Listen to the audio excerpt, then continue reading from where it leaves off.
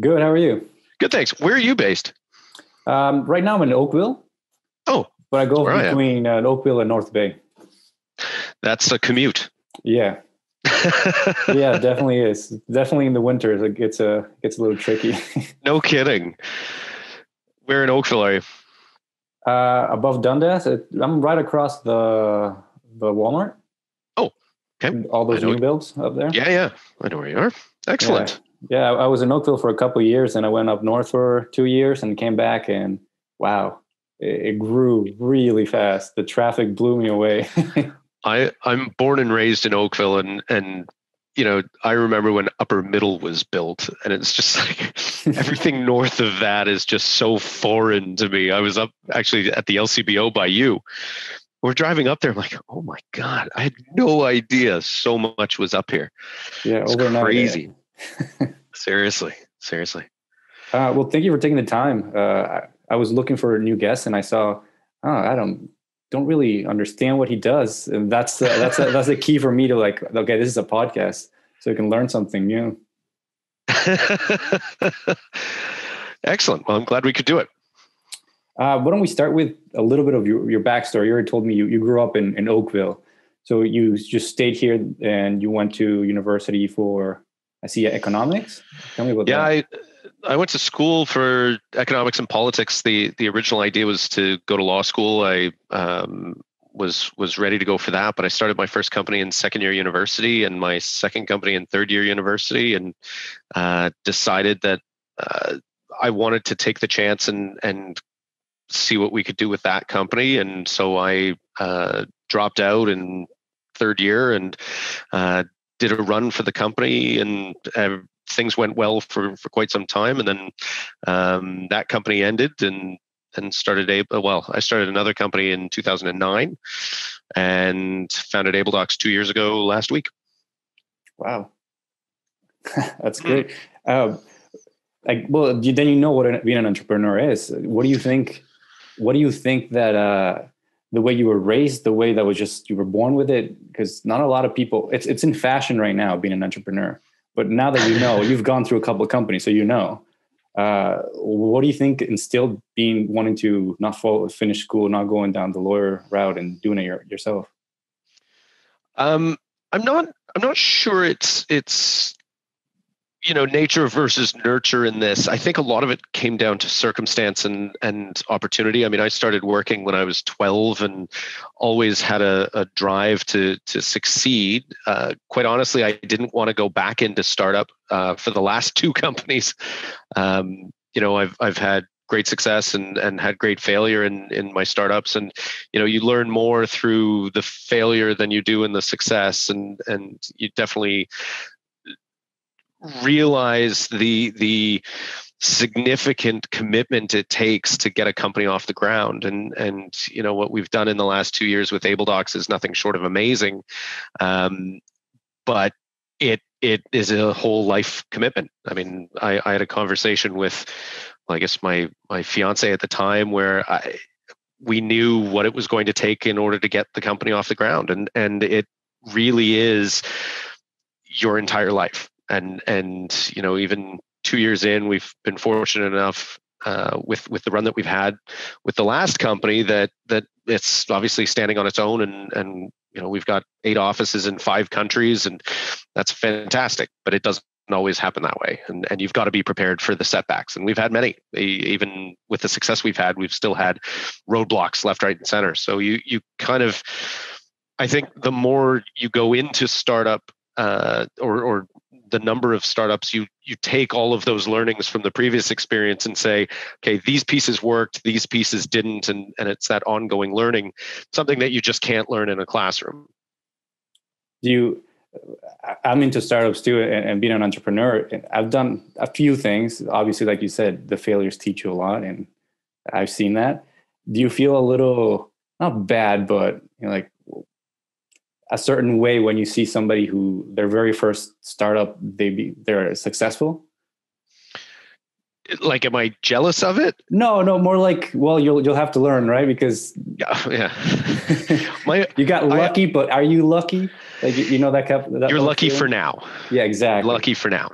And I would say that that's the case with any age of a company. I mean, we have no idea how long our run is going to go. I always go back to the making hay while the sun shines. If you've got the ability to be successful, then leverage that for as long and as far as you can. But recognizing that the original idea that you had is not going to be where you end up. But you've got to be prepared for those decisions, and they're hard decisions. I mean, there have been times, last year, for example, I didn't take a salary. You've got to make a decision. Can we do this? Can we do this as a family? Because you still have to eat, and you make those commitments for the growth of the company. And when I see a young startup, I mean, I teach at a college, and part of it is entrepreneurship, and everyone quickly dismisses the guidance of things that may be put forward. But my response is always just wait until you're in it. And you think that life is easy today.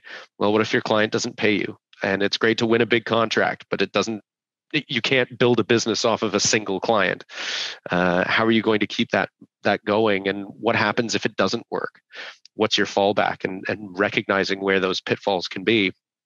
So when I see a young entrepreneur starting, it's excellent. If you're able to be successful, that's fantastic.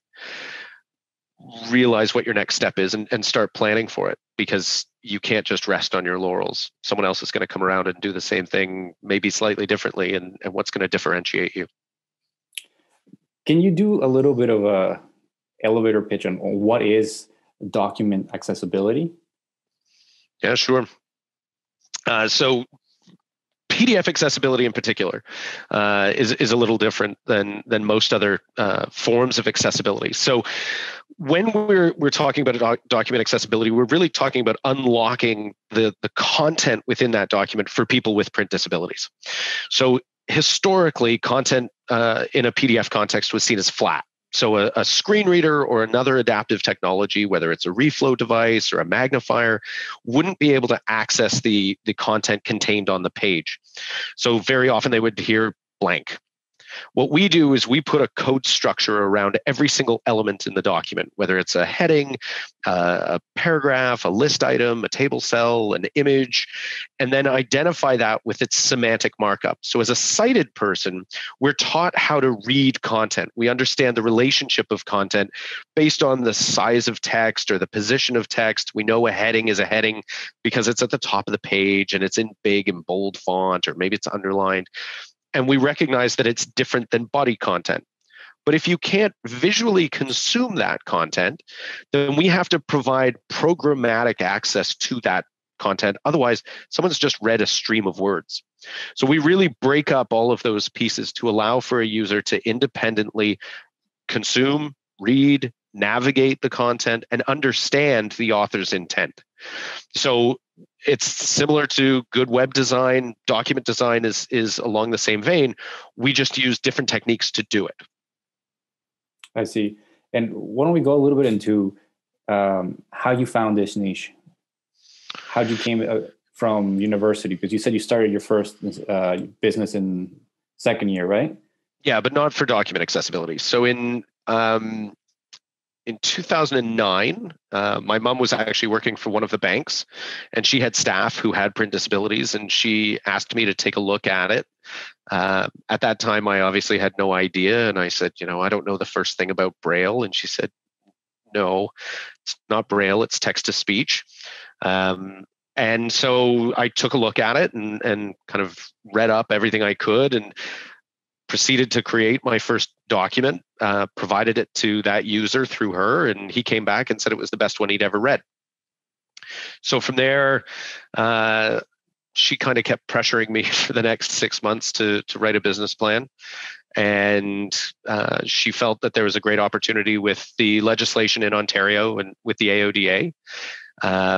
And so I took a run at it, and I ended up founding that company with a longtime family friend and neighbor, and she and I ran that company for 9 years, and built that to be really the recognized remediation team in the world.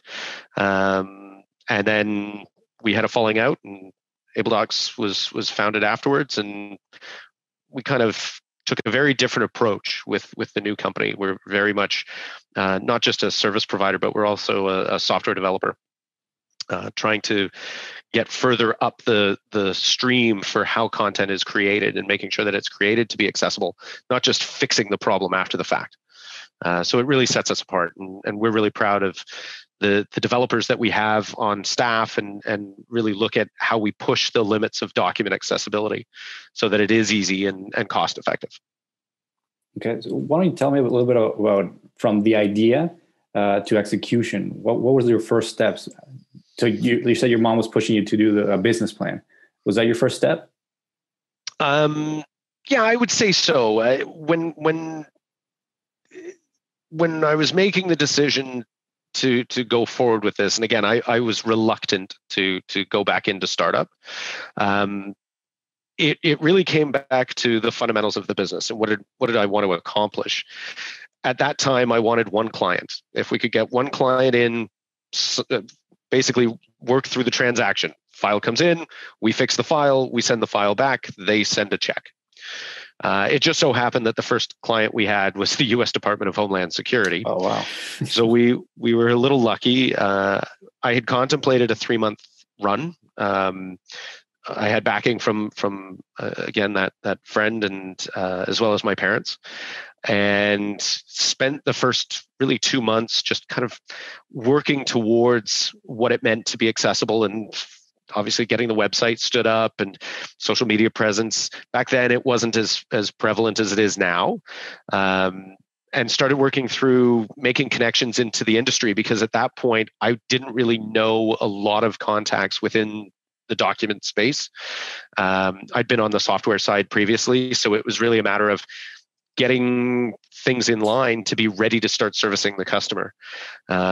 Once we started with the first client, it was really trial by fire. I'm embarrassed at the quality of work we produced back then. I would never consider that to be accessible today, but it was a different time back then. We didn't have the standards.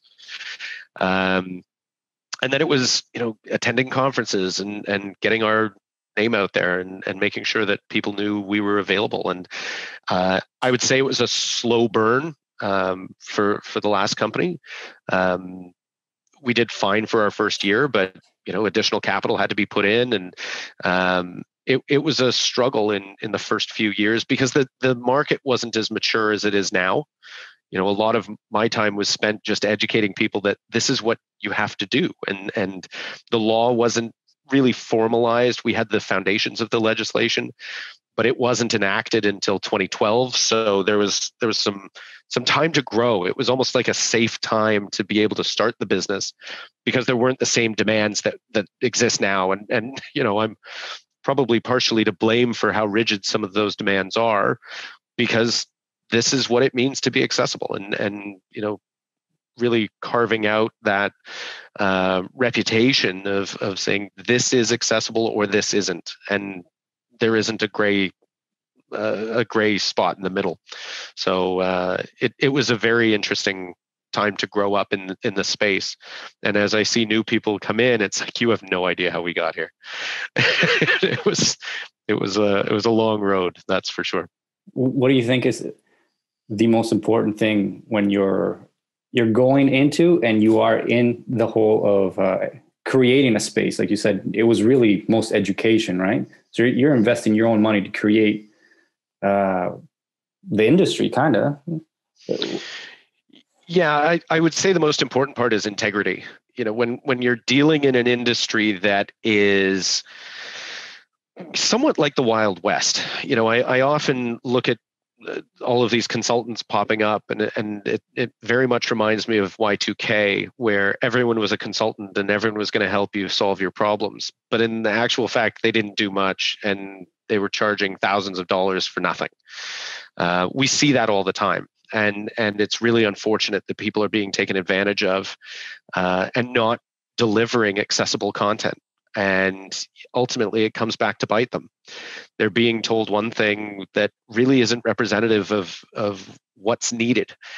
And it's truly unfortunate. And we see this around the world. I mean, wherever there's new legislation, or there have been a number of lawsuits in the US, people just show up like ambulance chasers and say, well, we can help you. Can you?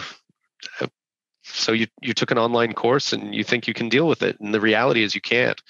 That's really the part that sticks with us, and my team and partners have a fundamental belief that you have to deliver what you're promising, and at the end of the day, this is for an individual, and I think this gets lost. You can't just be in this for the money. You've got to recognize that, at least in our space, this is the difference between someone living an independent life or not. And for me, you've got to always keep in mind that if you get hit by a bus tomorrow and you lose your sight, do you want to live in an inclusive world or one that's filled with barriers? And for the consultants that just show up saying, I'm going to teach you how to do this in an hour, you can't. This is something really serious. And we look at this like language translation. If you're going to speak to someone who speaks French or any other language, you're not going to speak with them via Google Translate. You're going to have someone who natively speaks it, and you can't just learn French tomorrow.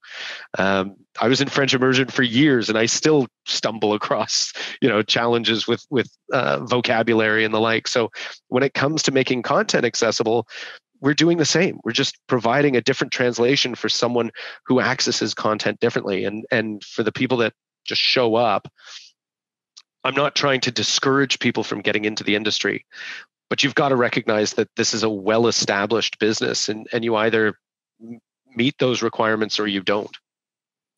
I think personally, it has a lot to do with, I know when I started my career in my early 20s, I went into life insurance. And right off the bat, the people were telling me, the whole message was almost like fake it till you make it, right? Mm-hmm. But I knew nothing, and I didn't feel comfortable. And for a month or two, I tried to fake and make it, but I felt like I was over promising, like you're saying, like I didn't know.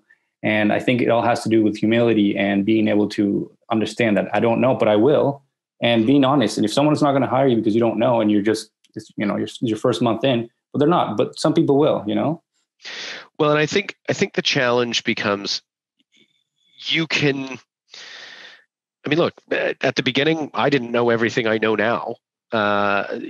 There's always going to be that fine line between, as you said, fake it till you make it, but you also have to fake it with integrity.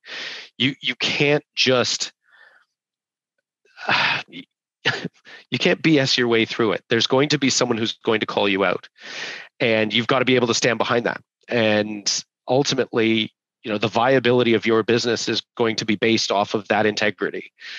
A client isn't going to keep coming back to you if they're not getting what they need. And, markets get very competitive very quickly. And you either are able to prove that you're doing that job. We guarantee every file we produce with a $10 million liability guarantee.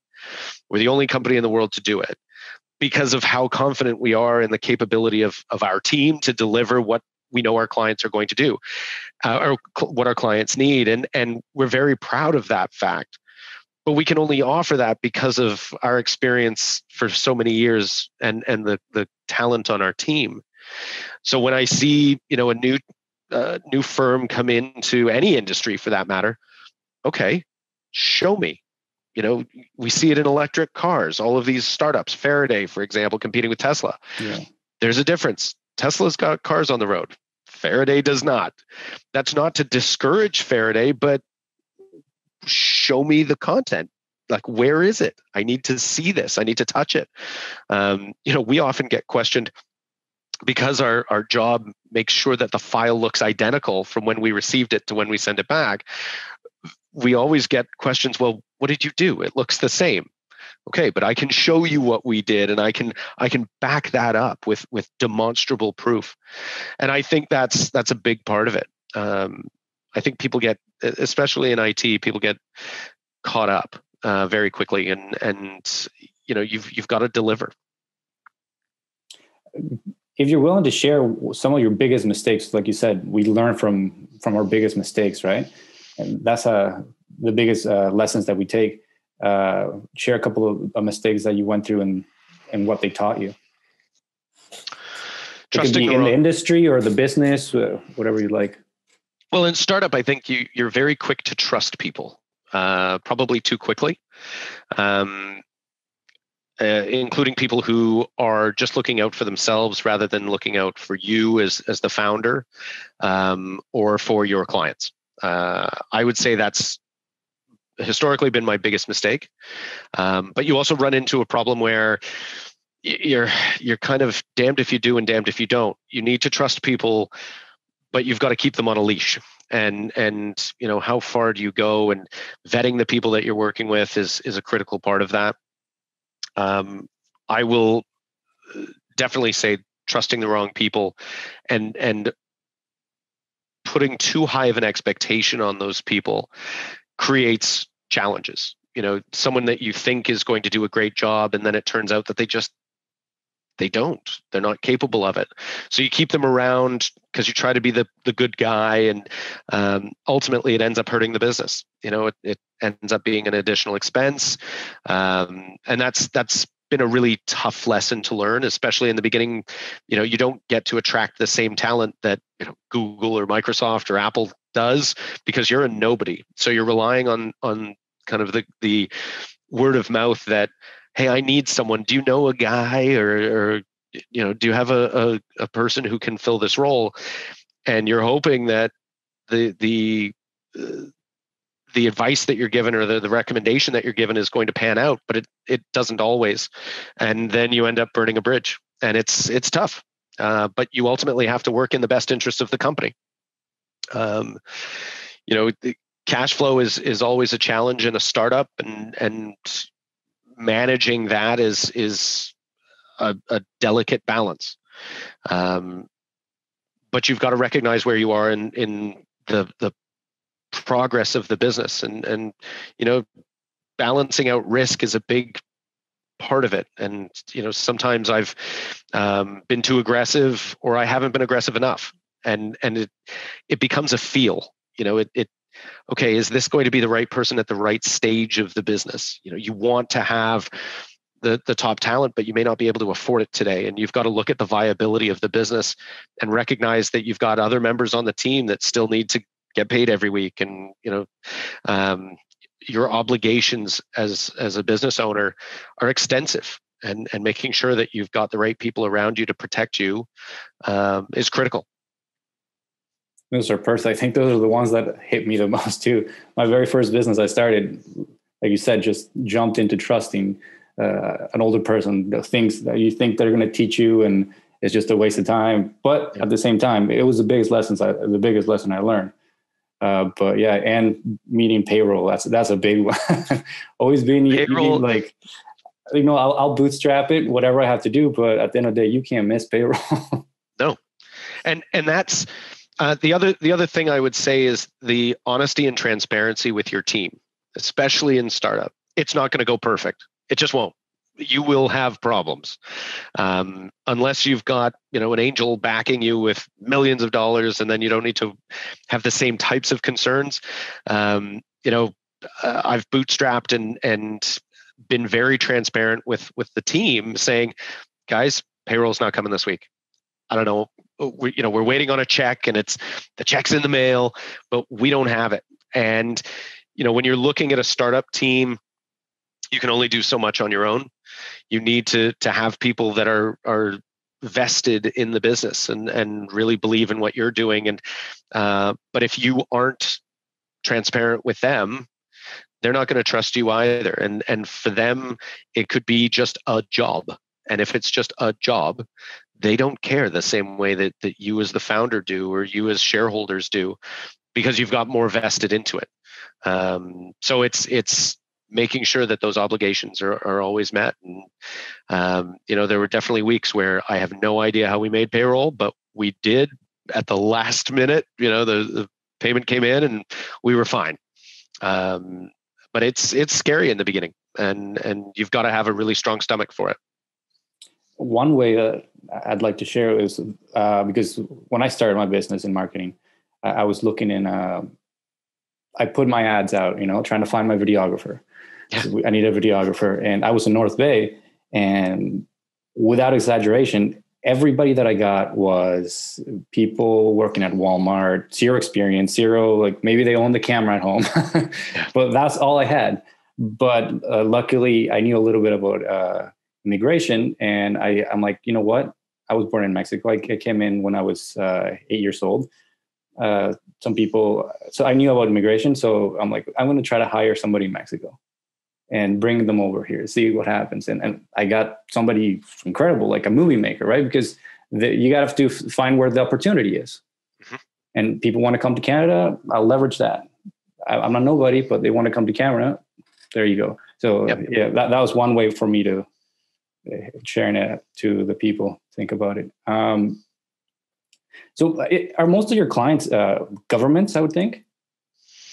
The government represents a good portion of our business, but banks, insurance companies, Fortune 1000 sized organizations, all the way down to single person graphic designers.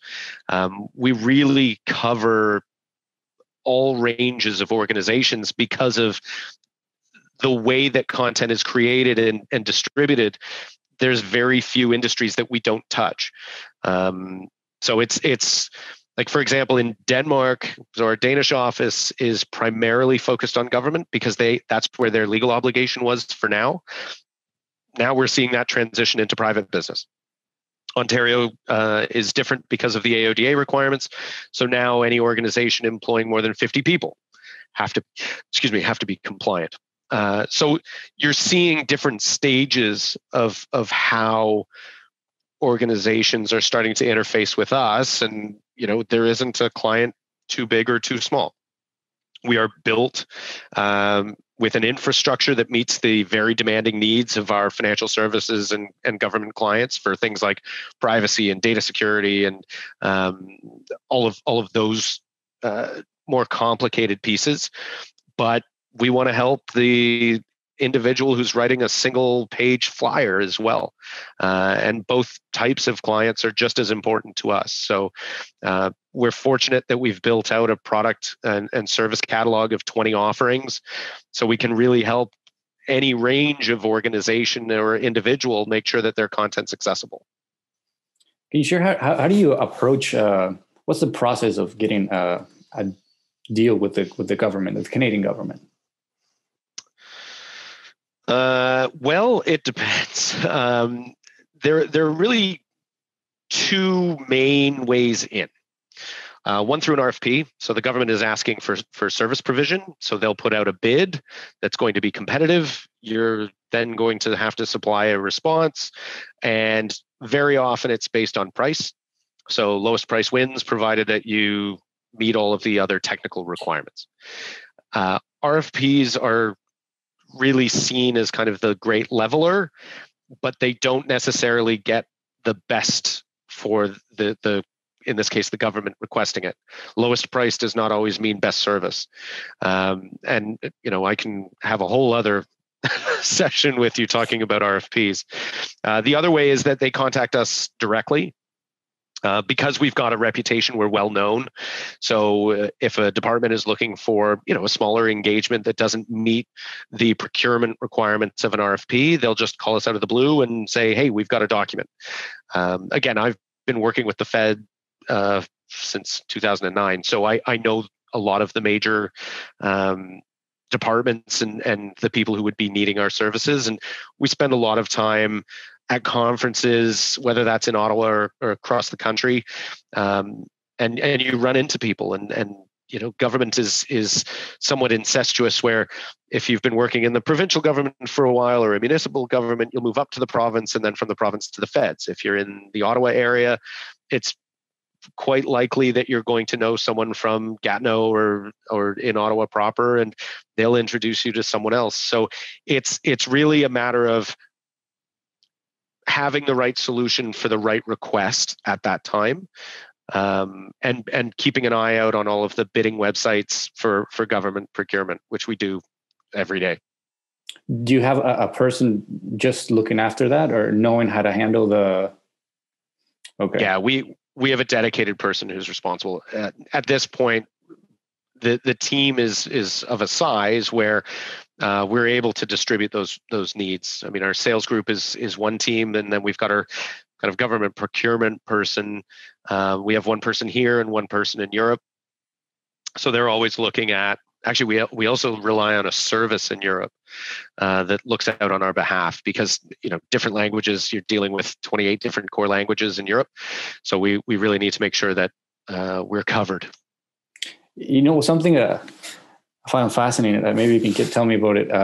Going from your first business, like in AbleDocs, from your first office to going international. What was that feeling like? What was the whole process? That must be kind of crazy, right? It was. We actually did it through acquisition. Okay.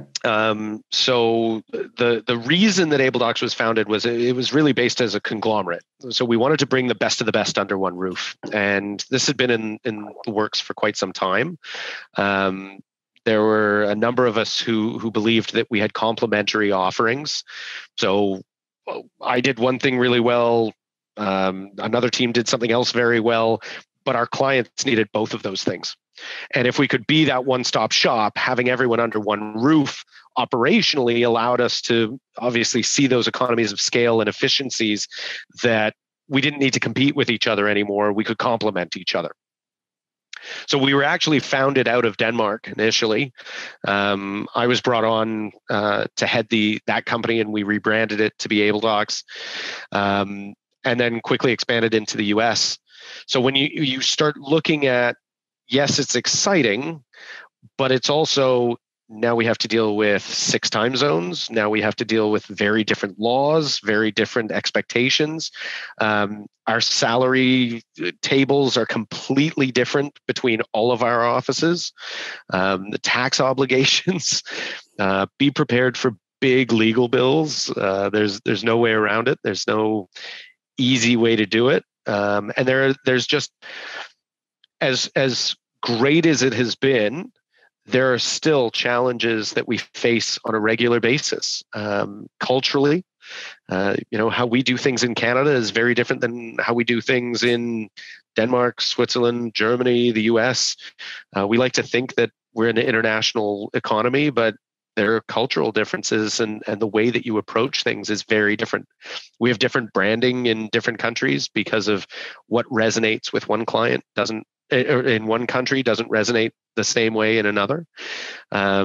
Translation, language barriers, hiring, it's a million different challenges. It's not that I would shy away from it. In fact, we're looking at acquiring again, but you've got to go in eyes wide open and recognize that it's going to be a challenge. The best thing that I can recommend is the amount of time that you spend with those people in a different country is critical. COVID has been very difficult for us as an organization because we're global.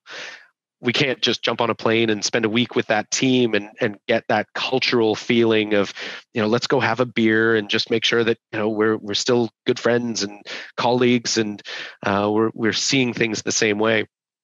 We haven't been able to do that since March, and that's hard. So you've really got to find that balance and swallow. Some days you're feeling, what, I wouldn't do it that way, and you just have to swallow it and say, okay, things are done differently in that country, and that's okay. Yeah, I experienced it obviously at a much smaller scale, but when my videographer, like I said, I was born in Mexico, but I grew up in Canada. Like I grew up in elementary school going to Brussels, Ontario. I don't know, it's a tiny little town. And then Petrolia, Ontario by Sarnia, just like, yep. So raised in Canada 100%, but speak Spanish fluently. And my first interactions with my videographer we became friends. So he was honest with me, told me, like, you're not really Mexican. Like some things that you say would be taken very offensively. Like you're very sharp, like very like this. And in Mexico, they dance around a little bit more, instead of sending an email, okay, cool, whatever, very straightforward. I noticed that they say, how are you? Like a lot of pleasantry. It's just very, very different. And that caught me off for surprise, because I thought, I'm fluent in Spanish. I visited, but no, just a little being apart. and he told me like, yes, some things that you said, if it wasn't me, it would have been very offensive and very, so that's something we deal with that even between our team that handles Canadian French versus our team that deals with French. Yeah. and it's nuance, and you've got to know the difference, and nobody is trying to offend anyone on purpose, but my full team speaks English, but they may not know the meaning behind the word. And all of a sudden, without video, or with video, you get to see their reaction immediately. And it's like, that's not what you should be saying. And they don't mean the worst case scenario, but that's the word that they know. So, you've got to have that tolerance in there that says, okay, I understand that you're upset, but saying it that way is horrendously offensive. So let's try and find that middle ground. And I think, as CEO, you sit there and spend a lot of time with people, just reassuring that even if a word isn't the word that you think you meant, this is how it comes across. And you've got to find that balance. I commend our international teams for speaking as well as they do in a foreign language, because I can't speak Danish or German fluently. So, we find that middle ground, and there are times where we'll jump into a conversation in French because that's a common language that we all know, and we can speak together with that rather than speaking in English for certain things. And I think it's a really, really cool part of the organization, but not everyone can handle it. Definitely not. Are there any final remarks that you'd like to add about AbleDocs? Well, obviously, I think that everyone should use AbleDocs for any of their document accessibility needs. That goes without saying. But I think we're able to take a step back, and I think it's really important for anyone watching and thinking about startups. We're successful, but just because we are doesn't mean that we could be collapsed next week. You never know what's going to happen, and I think always having that in the back of your mind. We're very fortunate to be on the run that we're on, but we're constantly pushing for what's next, and that's a really exciting part of running a company like this and building a business out with a strong foundation, and surrounding ourselves with the best of the best in the industry is something that we're really proud of and want to continue to do. And hopefully, our paths are able to cross again, and see what everyone is able to do together and making more content accessible.